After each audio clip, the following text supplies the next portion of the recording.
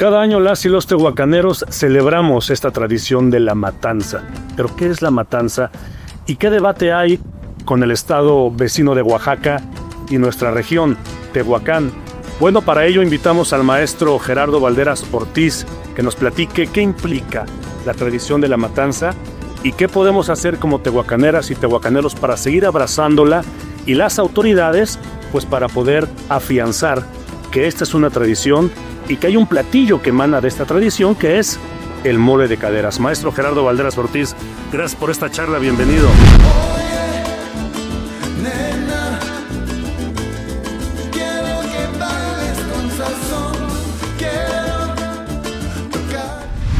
Iniciemos con la polémica y a partir de la polémica, maestro, vayamos al origen.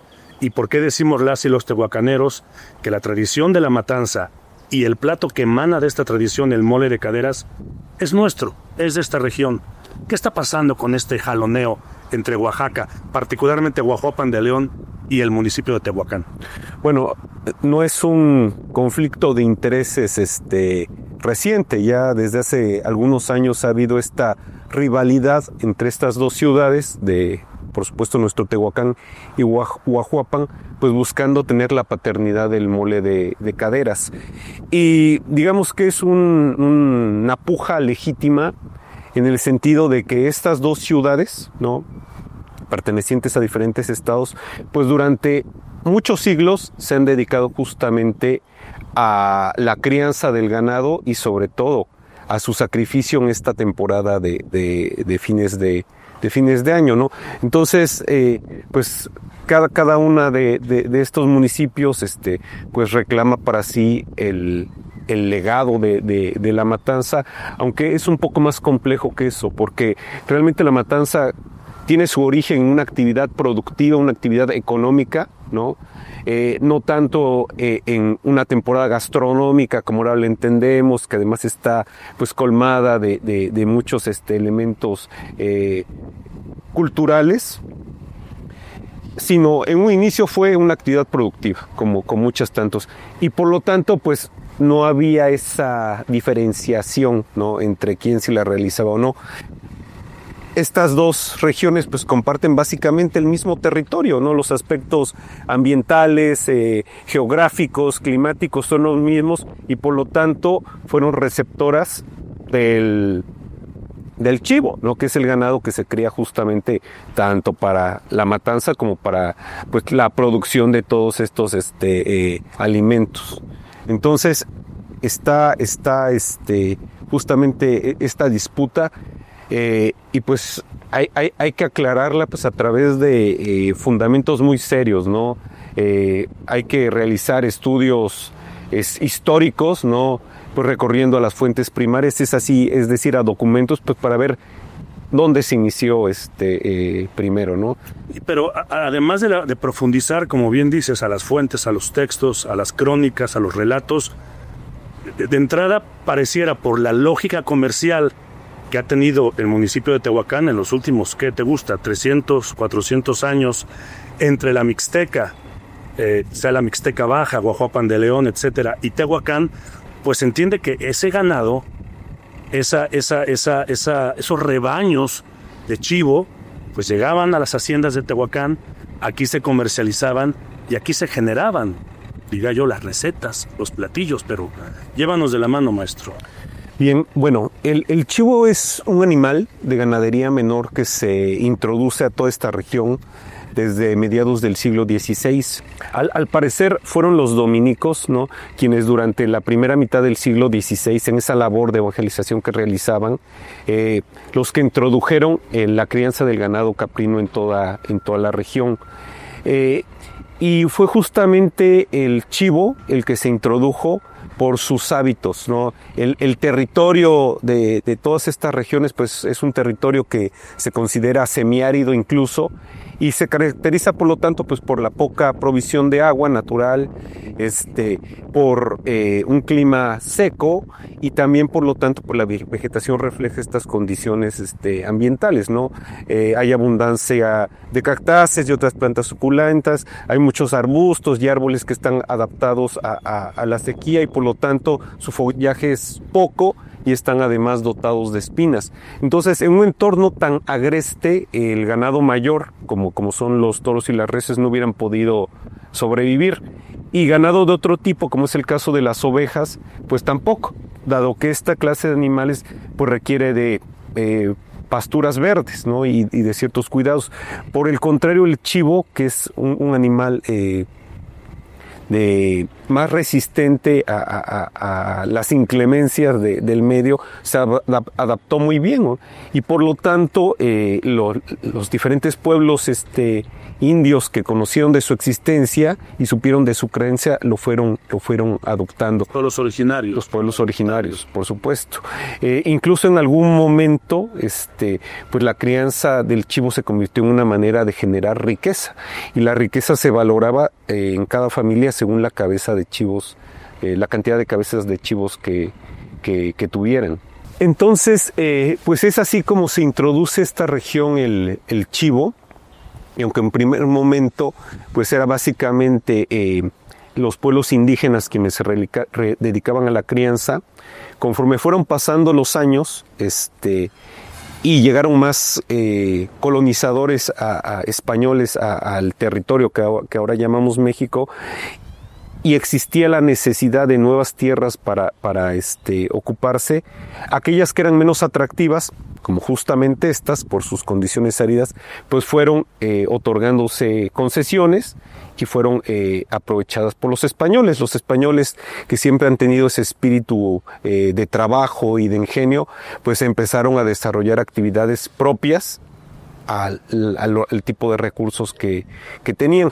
Por eso vieron enseguida que el chivo pues era un animal que se había adaptado muy bien, y que pues una oportunidad que ofrecían estos terrenos pues era justamente la crianza de este ganado menor.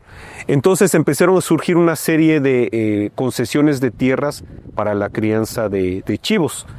Con el transcurso del tiempo, y ya entrados en el siglo XVII y principios del siglo XVIII, era ya tal la cantidad de estancias, a como se les llamaba estas concesiones de tierra, ¿no?, que pues había que poner algún orden. Y entonces surge en la Nueva España una institución que se llama la Mesta. La Mesta es una institución muy antigua en España, y que básicamente pues agremia a ganaderos, ¿no?, y da las bases para poder llevar a cabo la actividad de una manera ordenada. O entre otras cosas, por ejemplo, define rutas para el paso de ganado, de tal manera que no coincidan hatos en un mismo lugar y haya una competencia por los recursos, ¿no? Y también pues establece todo el orden, ¿no?, para el tema de su comercio y todo tipo de regulaciones, ¿no? Entonces ya en el siglo XVIII pues ya existen estas figuras, existen incluso lo que se llamó haciendas volantes, que eran grandes propietarios de hatos de chivos que carecían de terrenos propios, pero que más bien hacían transitar sus trozos de ganado por tierras tanto de otros hacendados como de pueblos, ¿no?, para obtener recursos, y a cambio pues ellos pagaban un arrendamiento, ¿no? Y estas rutas muchas veces iniciaban en la costa tanto de Guerrero y Oaxaca, y desembocaban en el valle de Tehuacán. Que aquí en la ciudad serían en las haciendas la famosa hacienda de los de Aceballos, o la ex hacienda en donde estamos, del Riego. Aquí vendría ese ganado. Así es. Las haciendas que se ubicaron en el Valle de Tehuacán tenían como dos vocaciones, ¿no? Las que están de Tehuacán hacia el norte, pues básicamente se dedicaron a la producción de trigo, ¿no?, y actividades también de ganadería. Las que están hacia el sur, debido a que el clima varía, ¿no?, es un clima más húmedo, más tropical, pues ahí su vocación fue la producción de la caña de azúcar, del alcohol y otros derivados.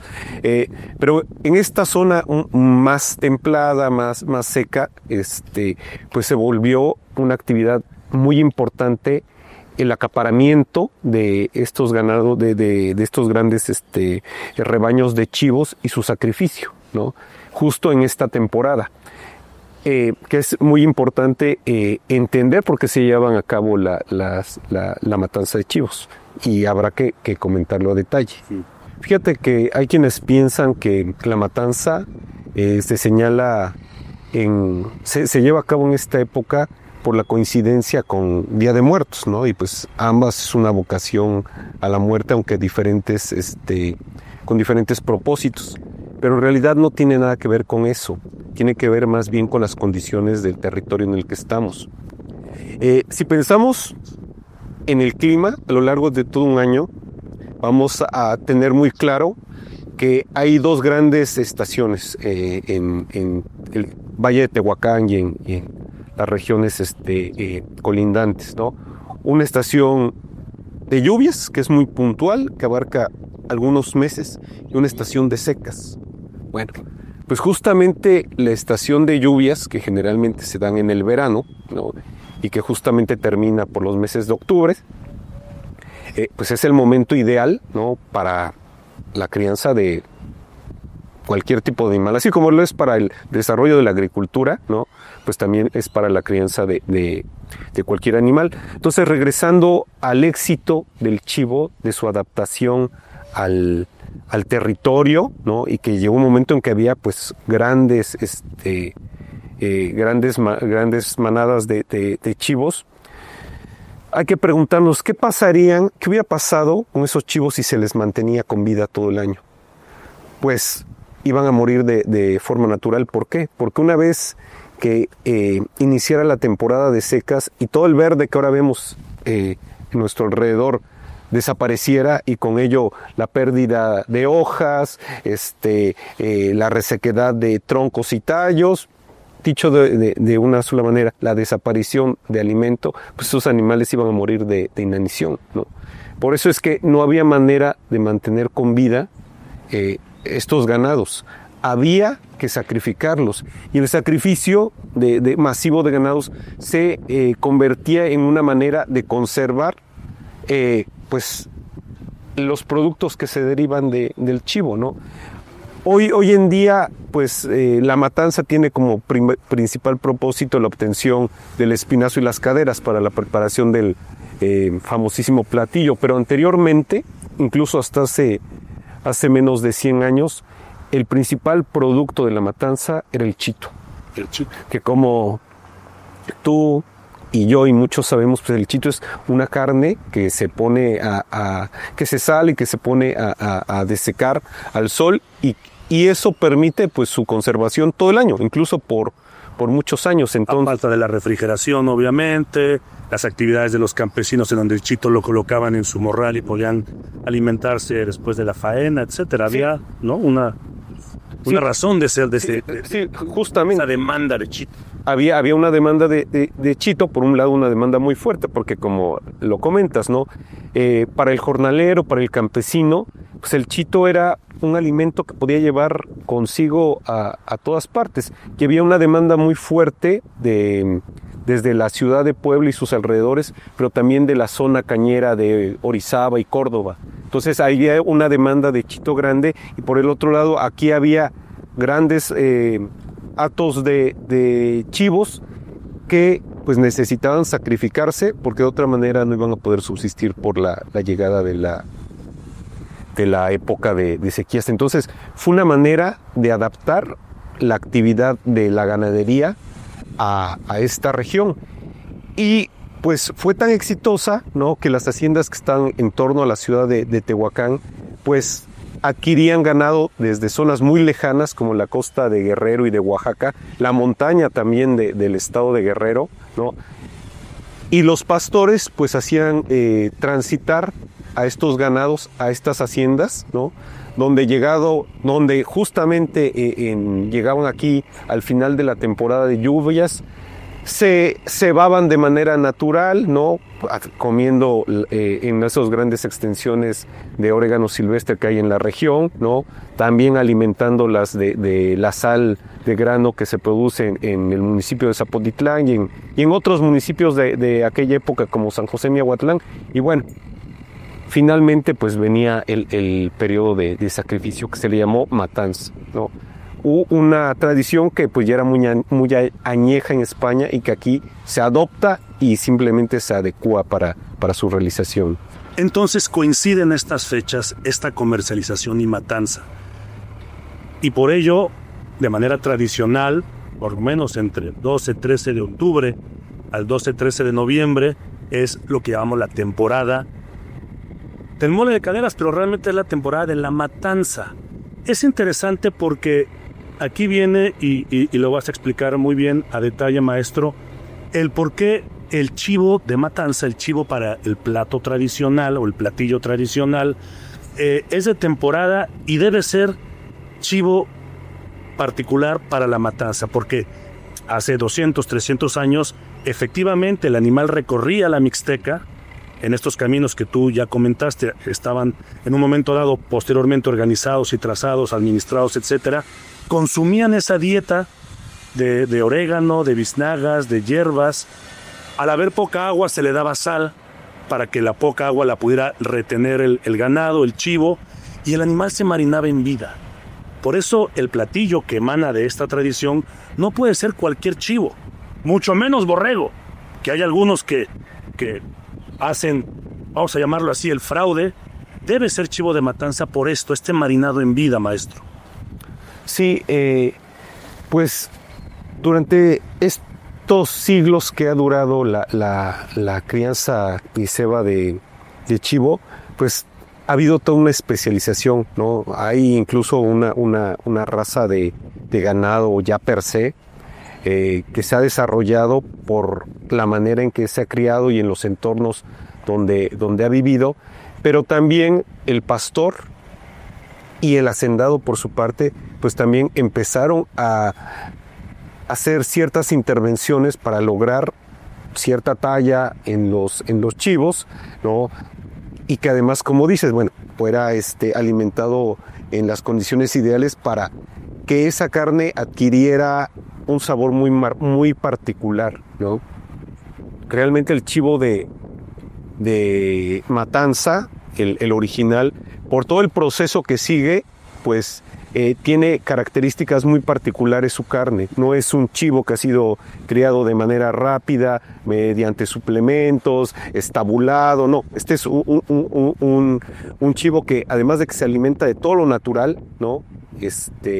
Pues tiene una vida muy activa, ¿no? Recorre cientos de kilómetros en condiciones agrestes. Entonces es un animal fuerte, es un animal magro, prácticamente sin grasa, y es básicamente músculo, ¿no? De ahí la calidad de la carne. Obviamente, pues, por un lado, la crianza de este ganado se ha reducido por muchísimas razones. Yo creo que una tiene que ver con el tema industrial. Lo digo así porque anteriormente pues no solamente se esperaba obtener la carne del chivo, sino también había una expectativa muy grande por poder recuperar las pieles y la grasa, el sebo. Estoy hablando de hace 100 años hacia atrás, desde luego, ¿no? Porque en aquella época pues había una industria fuerte para las pieles, no había, era una materia prima importantísima para la producción de muchísimos productos. Lo mismo con el sebo, ¿no? Que se convertía en velas y que satisfacía una demanda muy fuerte en las regiones mineras de México. Incluso partes como las pezuñas también se requerían para la producción de botón. Esto porque pues era el producto necesario, la materia prima para la fabricación de todos estos artículos. ¿Y cuál es esta oferta hoy en día? Pues básicamente lo que se demanda hoy en día pues es la carne de la matanza, pero particularmente el espinazo y las caderas para la preparación del platillo estrella, que es el mole de caderas. Que es la cadera y el espinazo del animal. Eso hay que aclararlo muy bien. Así, sí, se le llama mole de caderas, pero efectivamente, ¿no? También va acompañado del espinazo. Obviamente, si pensamos en la anatomía del chivo, pues obviamente el animal da para la obtención de otros muchos productos y subproductos, ¿no? Sin embargo, para este ganado en particular, ¿no? Que se sacrifica en la matanza, pues digamos que su razón de crianza es obtener el espinazos, caderas y en menor medida pues las ubres, ¿no? Las patas, Los riñones. los riñones, por supuesto, pero eso, como dices, ha encarecido el platillo. ¿Por qué? Porque ya no hay tanta oferta de chivos, pero sí hay una demanda gastronómica fuerte, ¿no? Entonces, eso ha hecho que gradualmente se vaya encareciendo el platillo. Sobre todo en los últimos, yo diría, 10, 15 años, en donde también Puebla, la ciudad de Puebla, ya abrazó, obviamente por sus virtudes económicas, abrazó esta tradición y ahora también se comercializa en varios restaurantes de Puebla. Así es, digamos que ya la demanda se centra en 3 mercados, en Tehuacán, en Puebla y del lado de Oaxaca, en Huajuapan de León. Ahí están los principales centros donde restaurantes y comedores tradicionales requieren las caderas, porque no solamente es un alimento, sino también es el pretexto para generar atracción de visitantes, ¿no? Entonces sí tiene una importancia muy muy fuerte. Pero ¿qué ocurre? Que bueno, también cuando hay mucha demanda, pues es cuando empiezan a surgir alternativas, ¿no? Y al no haber las regulaciones correctas, pues es cuando empieza a haber cierto desorden y ya cualquiera vende animales de matanza y ya cualquiera prepara mole de caderas y todos los demás platillos. Se empieza a desvirtuar, digamos, la tradición a partir de la receta y del producto origen. Exactamente, y nosotros lo platicábamos justo antes de dar formal inicio a la entrevista, ¿no?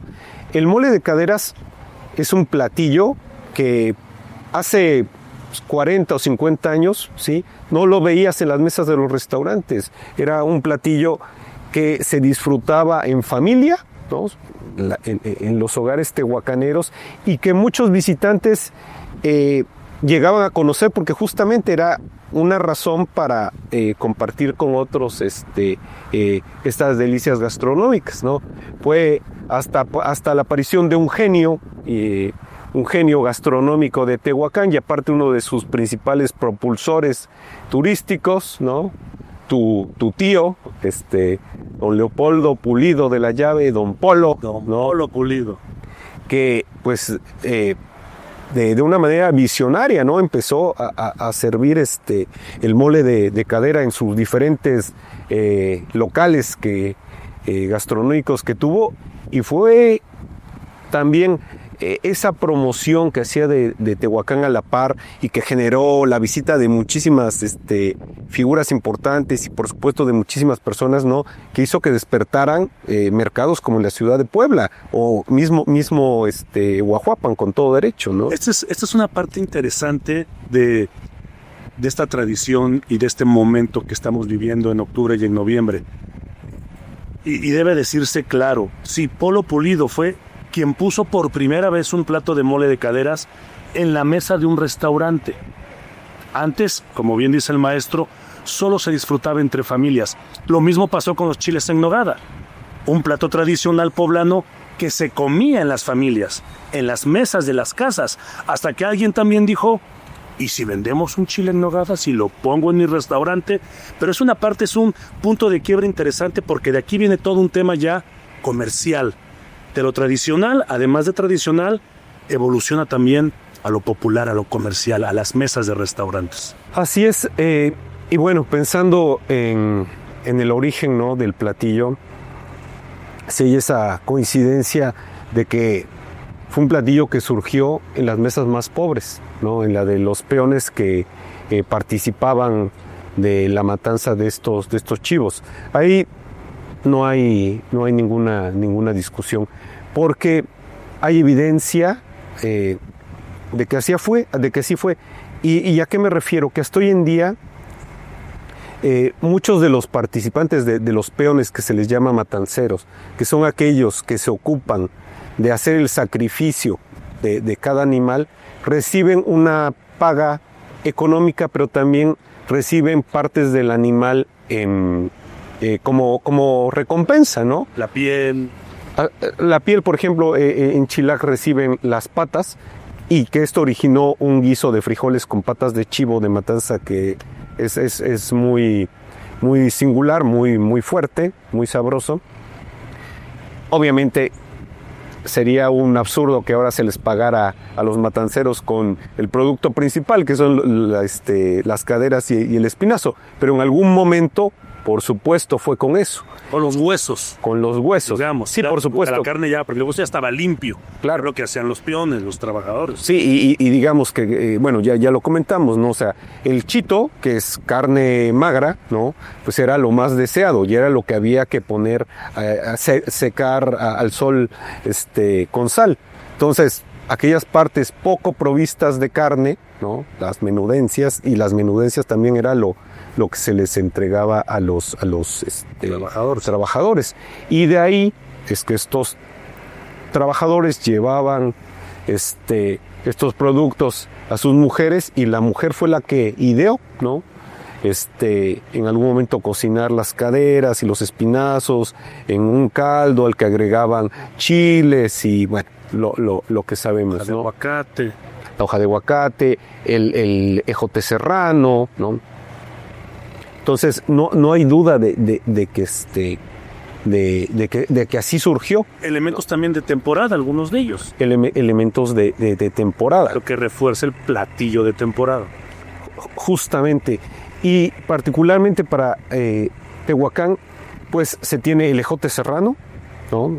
Que es el ejote del ayocote, ¿no? Estando tierno, por supuesto, y que viene de la sierra, ¿no? En la sierra es donde se produce, y este ingrediente que viene de la Sierra Negra, que es parte integral de la región de Tehuacán, ¿no? Es uno de esos elementos autóctonos, ¿no? El otro elemento también local, ¿no? Es el chile cuicateco, que viene de la cañada oaxaqueña y que se produce justamente en estos valles que están en torno a Cuicatlán, y que tiene la característica de que es originario, es propio de esa zona. Y dado este intercambio y esta conexión histórica que ha habido con la cañada oaxaqueña, pues obviamente este chile se integra al platillo, ¿no? Y le da esos dos ingredientes que, sumados a la carne de matanza, lo hacen un producto propio de Tehuacán.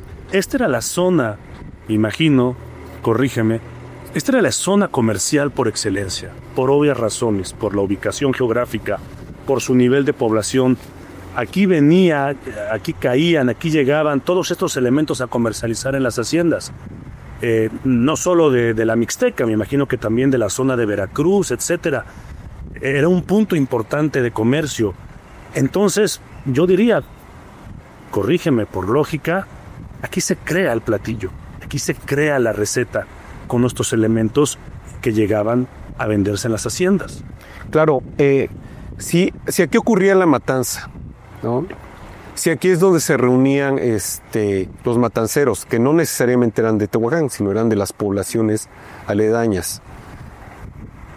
Y aquí también se acopiaban los otros ingredientes, como es el chile cuicateco, como es el ejote serrano, pues ¿dónde más no se fusionaron todos estos ingredientes y resultaron en el mole de caderas, ¿no? Teniendo muy presentes que pues el ganado en esta región se cría desde hace 500 años, ¿no? Que las haciendas, como justamente en la que nos encontramos, que es San José el Riego, la ex hacienda de San José el Riego, después Hotel el Riego y recientemente Parque el Riego aquí en Tehuacán, pues también son de mediados del siglo XVI. O sea, ahí las haciendas han estado siempre ahí. Tehuacán siempre ha sido un foco, ¿no?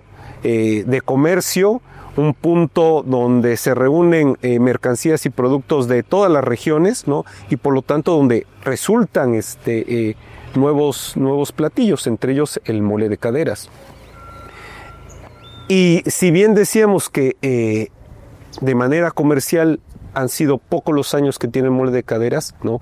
Como un platillo de las mesas de los tehuacaneros tiene más de 100 años. En 1931, por ejemplo, hubo un concurso oficial que hay registro de su realización, ¿no? Para obtener la mejor receta del mole de caderas. Afirmaba otro cronista también muy admirado y querido por las y los tehuacaneros, colega tuyo, don Salvador Cruz Montalvo, afirmaba que el mole de caderas era de los primeros mestizajes gastronómicos en América. Y también decía, curiosamente, que, y le damos la razón, que es un platillo en donde se recrean los 5 sentidos. Atractivo a la vista, atractivo naturalmente al olfato cuando te lo colocan, atractivo al gusto por su sabor, al tacto porque debes de meter las manos. Aquel que come mole de caderas con cubiertos no sabe comer mole de caderas. Y también atractivo al oído porque es permitido y se debe de chupar el huesito, claro, sacar el tuétano. Los cinco se recreaban los 5 sentidos, decía don Salvador Cruz Montalvo, de los primeros mestizajes gastronómicos. Entonces, no puede ser que esta receta haya bajado de Guajuapan. No, se crea aquí en el centro comercial de la región. Sí, definitivamente, como lo decíamos, ahí están la coincidencia de todo, ¿no? De los ingredientes, ¿no? De los espacios, ¿no? De las personas, ¿no? Tanto los españoles, que eran principalmente propietarios de las haciendas, tanto en el México virreinal, ¿no? Como en ya en el siglo XIX y principios del siglo XX, los pueblos indígenas, ¿no? Que cumplían con esa labor de lo mismo criar el chivo, ¿no? Cuidarlo como pastores, que también pues verlos en su último momento, ¿no? Al ser matanceros, pero también al intervenir también como justamente pues los preparadores de todos estos productos, ¿no? Incluso de su cuestión. Entonces están ahí todos los elementos, o han estado ahí durante 500 años. Y también esta importancia que tiene la matanza, pues se ha logrado desde aquí, desde Tehuacán, ¿no? Matanzas, hay que decirlo, Fabián, es importante, no ha sido algo exclusivo de Tehuacán, ¿no? Matanzas ha habido en el estado de Puebla, incluso en la ciudad de Puebla se realizaban matanzas. En estados del Bajío, como Guanajuato y Querétaro, se llevaron a cabo matanzas en los mismos tiempos que en Tehuacán. ¿Por qué? Porque ya lo explicaba, era una manera, sí, de poder aprovechar todo ese ganado que se desarrollaba con mucho éxito. Entonces matanzas las ha habido. Claro, y además con la actividad, la dinámica tradicional de pasar la receta de abuelas a hijas. Porque además, obviamente, seguíamos en un entorno y en un contexto machista. Era entre mujeres, claro. De la abuela a la madre, de la madre a la hija, y así sucesivamente. Sí, y con la tradición de la matanza ocurrió algo parecido, ¿no? Anteriormente, pues la matanza, sí, se llevaba a cabo en espacios como el que tenemos aquí atrás, en haciendas que estaban alejadas de la ciudad, a donde llegaban los pastores y le entregaban al hacendado y a los matanceros los chivos. Y también a puerta cerrada pues se realizaba de manera sistemática el sacrificio de miles o incluso cientos de miles de cabezas. Por lo tanto, no fue hasta el siglo XX, ¿no?, cuando empezó a tener cierto atractivo esta actividad. Dos personajes muy importantes que propiciaron que la tradición de la matanza se conociera de manera pública fueron el maestro Samuel Guevara Ortiz y el maestro Eusebio Carrillo. Ellos en los años 70 se inspiraron en la oración del alabado que realizan los matanceros cada día mientras tiene duración la matanza, y la dotaron de una coreografía y de música. Y así surgió la danza de la matanza, ¿no?, que es aquella que invariablemente al inicio de la temporada tiene lugar, ¿no? Y hoy en día no solamente se lleva en el recinto oficial, ¿no? Sino ya en diferentes espacios de la ciudad, incluso en restaurantes se hace la presentación, muy al estilo de la Guelaguetza en Oaxaca. Pero ellos fueron determinantes, en primer lugar, porque vieron la importancia cultural e histórica que tenía, ¿no? La envolvieron para convertirla en algo estético, en algo artístico. A partir de raíces de danzas, las raíces obviamente no sólidas. Por supuesto. Y además, pues, la presentaron en diferentes foros, incluso apareció en televisión. Y eso hizo que, pues, la mayoría de las personas, pues, algo que pasaba desapercibido, le pusieran atención, ¿no? Y conforme pasaron los años, pues, esto se empezó a institucionalizar. Y ya las autoridades en turno, las autoridades municipales, por supuesto, pues empezaron a tener una ceremonia al inicio de la temporada de la matanza, ¿no? Que además vestían con la danza y la música propia de esta temporada. De esta dinámica comercial, ellos le dotan, le dan, la perfuman con este folclore que hoy vivimos. Justamente. Y así ha sido. Desde 1996, si no me lo recuerdo, pues esta ceremonia, ¿no? Que se hacía invariablemente, pero sin una formalidad, bueno, ya se estableció a través de lo que se le llamó Festival Étnico de la Matanza, ¿no? Obviamente la matanza es el elemento central, y étnico pues por la participación de todos los pueblos, ¿no? De la región, que aportan su historia, que aportan sus conocimientos, que aportan su cultura y que aportan sus propias tradiciones, ¿no? Para hacer de esto una fiesta, no solamente de la ciudad de Tehuacán, sino de toda la región. Y desde entonces, año con año, pues se han llevado a cabo los festivales de la matanza, que a últimas fechas, ¿sí? Se han deformado y se les ha dejado de llamar de la matanza y se han vuelto el Festival del Mole de Caderas. Algo que, lejos de sumar, reduce en mucho, ¿no? La importancia de la festividad, de la tradición, porque ya no hablamos de esta actividad que te implica vastas regiones, que te implica muchos pueblos, que te implica toda la cultura de estos pueblos, ¿no? Sino que se reducen a un producto, ¿no? De toda esta cosmovisión. Efectivamente, ¿no? Entonces, esto ha ocurrido, y creo que desde el momento en que pasa así, en que el mole de caderas se convierte en la estrella de la temporada, ¿no? Se está perdiendo la originalidad, se está perdiendo la autenticidad, se está perdiendo el origen, y se le está abriendo la puerta para que quien quiera, ¿no? Pueda meterle mano, incluso a la receta. Claro. Hablando de las haciendas y de este punto de comercio para Tehuacán y la región, nos encontramos en la ex hacienda del Riego, pero la ex hacienda de los de Ceballos, de la familia de Ceballos, digamos que es la más representativa. ¿Por qué? Por más vieja, porque es donde mayor se comercializaba el ganado. ¿Por qué es tan particular la ex hacienda de los de Ceballos? La ex hacienda de la familia de Ceballos, que se conoció como la Hacienda Grande o Hacienda de San Lorenzo, ya, imagínate, ya que estamos hablando de Hacienda Grande, pues, y que fue así identificada desde hace mucho tiempo, pues habla de la magnitud del espacio, ¿no? Y también de su capacidad, de la riqueza que ahí se producía.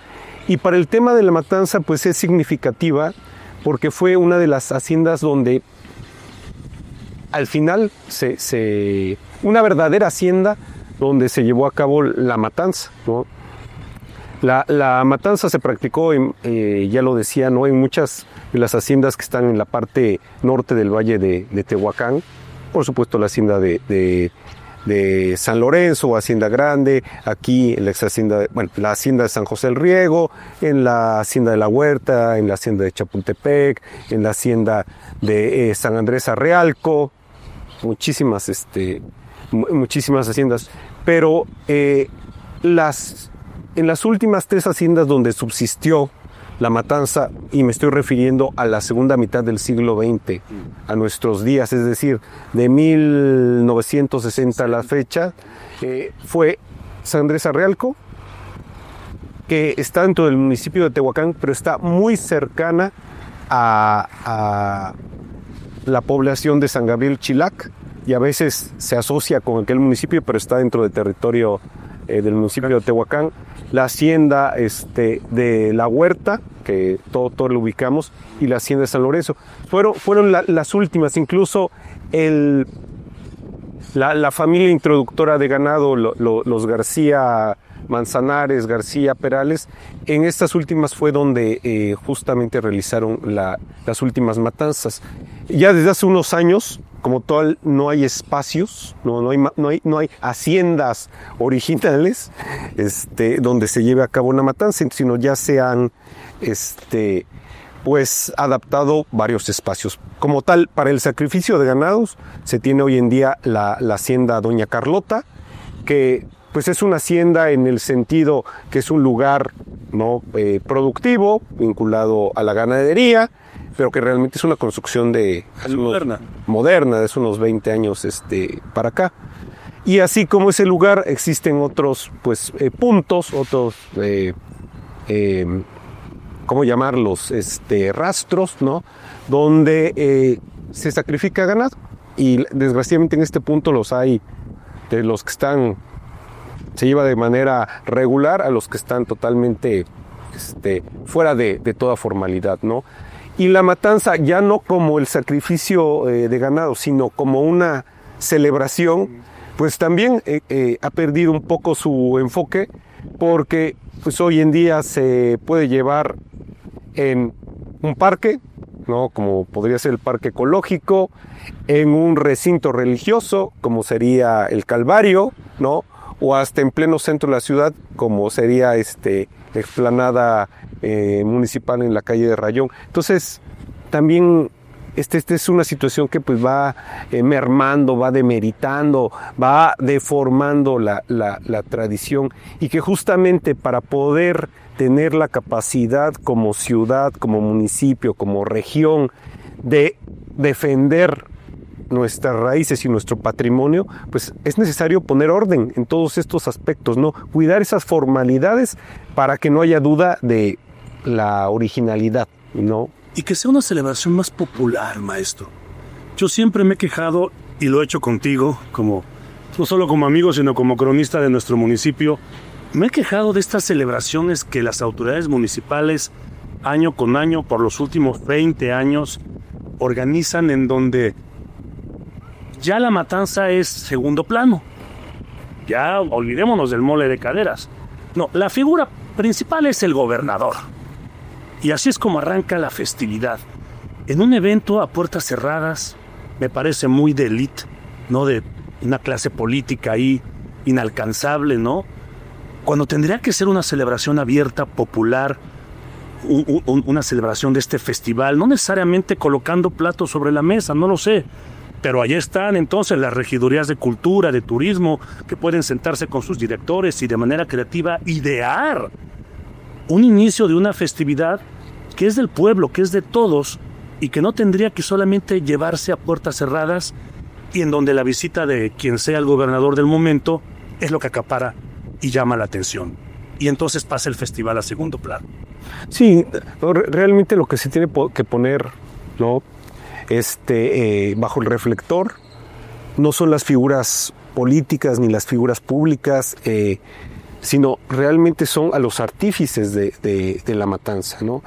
Y que si bien quizás sería complicado poner directamente a los matanceros, no solamente de Tehuacán, sino de todos los municipios aledaños, que durante décadas han sido los custodios de sus tradiciones, son los que a través de su práctica diaria conservan las danzas, conservan la música, conservan las historias de sus pueblos, sus tradiciones, y pues ellos deberían de ser el elemento central, sin tanta faramalla, sin tantas luces, sin tantas pantallas, sin tanto mobiliario, sino ser ellos, ¿no? Quienes Avanzada. sin tanta avanzada. Hay más camionetas de la avanzada que de los que están sentados comiendo mole. Sí, y además, si se le pudiera dar vida a espacios como como la Hacienda Grande San Lorenzo, como la de San Andrés Arrealco, ¿no? Y ahí se hicieran estas presentaciones y además, pues, se hiciera la difusión correcta, ¿no? En los términos y en los tiempos correctos, pues realmente las personas de Tehuacán ya no verían el platillo, ¿no? Porque la gente lo que ve es el platillo, no ve todo lo que hay detrás, ¿no? O sea, tanto se ha reducido que es el platillo, sino ya no verían el platillo como algo ajeno, sino verían una tradición que ha estado viva por 500 años, ¿no? Y que va a seguir con vida y que va a ser un motivo para que afiancemos nuestras raíces como tehuacaneros y que en algún momento dado pues abramos las puertas a los visitantes nacionales y extranjeros para que se empapen, ¿no? de esta tradición. Y afiancemos también el platillo. ¿Qué vamos a hacer aquí con esta disputa con las y los hermanos oaxaqueños? ¿Qué tendrían que hacer las autoridades poblanas, maestro? ¿Quién tendrá que meter mano ahí, empujar esta denominación de origen, que verdaderamente ya sea un hecho, digamos, un tema oficial, que es un platillo que emana de toda una tradición de la región de Tehuacán? ¿Quiénes? La Regiduría de Cultura, la Regiduría de Turismo, el Gobierno del Estado, todos juntos. ¿A quién le hacemos el llamado, maestro? Yo creo que las autoridades, no creo, con toda seguridad, los responsables directos son las autoridades locales, ¿no? Todo tiene que nacer aquí, desde lo local, no en Puebla capital, con todo respeto a las autoridades que tengan interés en el tema, sino tiene que nacer aquí en Tehuacán. Y pues hay que empezar por tener esos datos certeros, ¿no?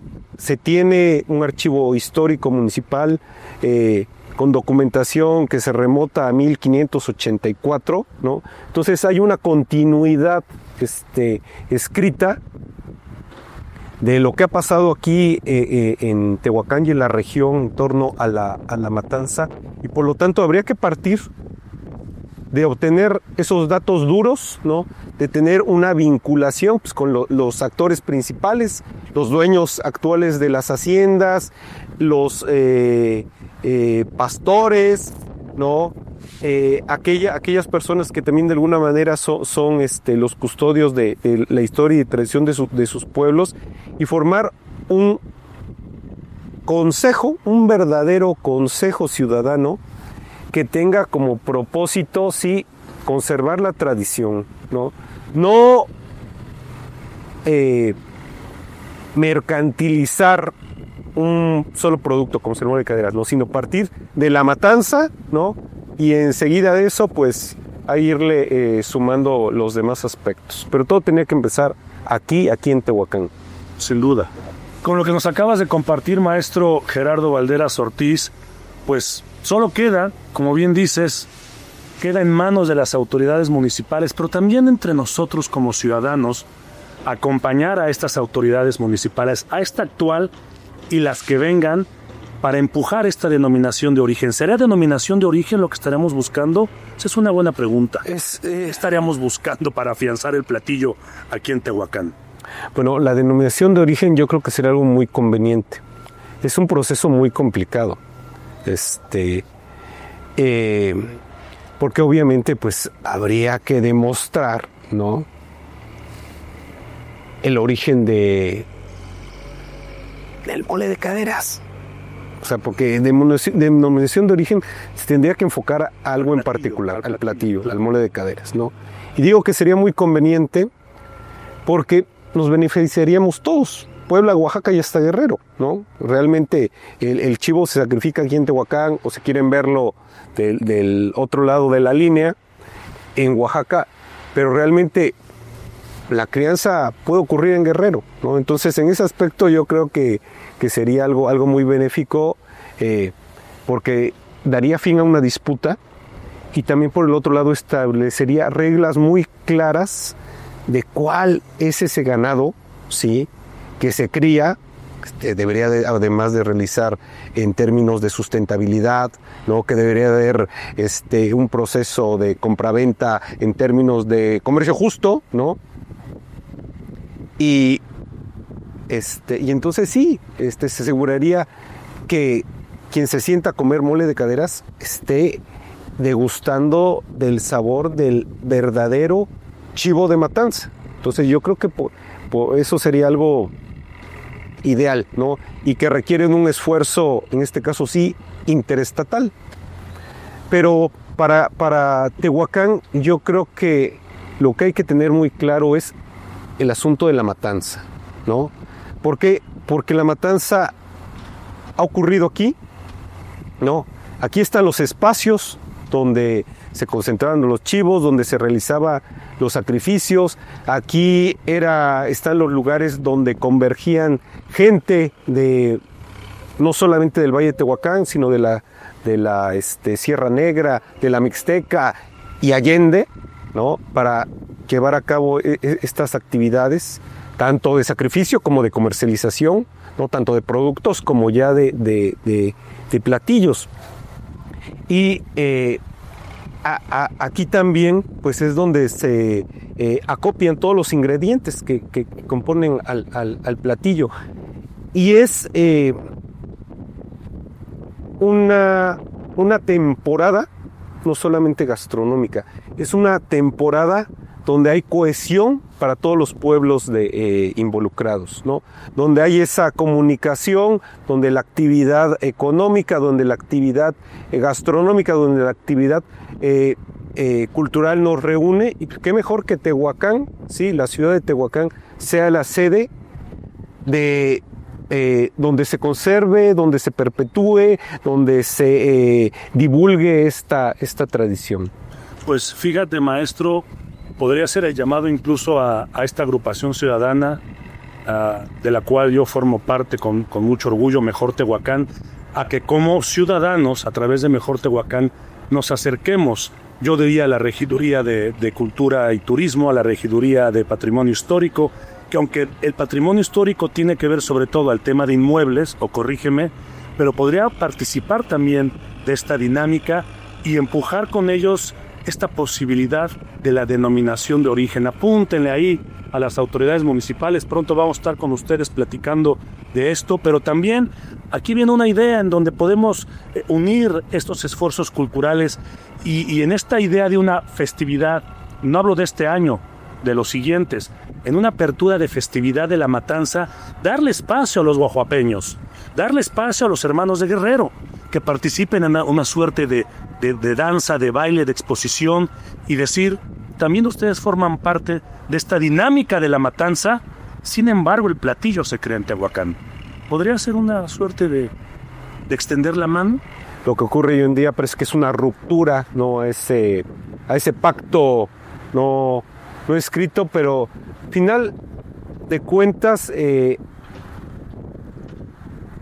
donde se desarrolla, ¿no?, donde se desarrolla la crianza del chivo, ¿no?, pues son espacios naturales que no entienden de las divisiones que nosotros nos imponemos, ¿no? O sea, es la misma naturaleza, con los paisajes muy similares, con el mismo tipo de vegetación, con las mismas condiciones de sequedad, de precipitación, de calor. Entonces, es algo muy parecido al tema del tequila o del mezcal, pero pensando en el tequila lo relacionamos con Jalisco, pero en realidad las zonas, ¿no?, donde se produce tequila también involucran al estado de Guanajuato, y si no me equivoco, algunos municipios de Nayarit. Entonces aquí es algo muy parecido, ¿no?